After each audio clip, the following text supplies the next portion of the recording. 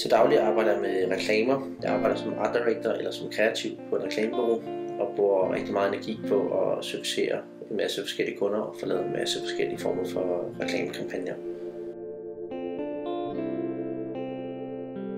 Mit liv som fotograf, eller mig som fotograf, er en kontrast til mit øvrige liv. Det er et fristed, det er et frirum, det er det sted, hvor jeg kan søge hen for at få lov til at være mig selv, få lov til at lege og få lov til at komme ud. Måske vigtigst er at komme ud i naturen, komme væk fra bylivet. Jeg deler mange af mine billeder på Instagram, og det gør jeg blandt andet for at kunne vise verden, hvad det er, jeg går og laver. Det er en meget nem og simpel måde at få præsenteret sig selv på, eller præsenteret sit arbejde på. Og så synes jeg, det er en interaktiv måde, at man kan kommunikere med mennesker. Det er jo ret fedt, at folk kommenterer og spørger ind til, hvor man er, og synes, det ser fedt ud, nogle af de ting, man laver. Hvis jeg skal fange passionen hos nogen, så tror jeg, jeg vil gå efter øjet.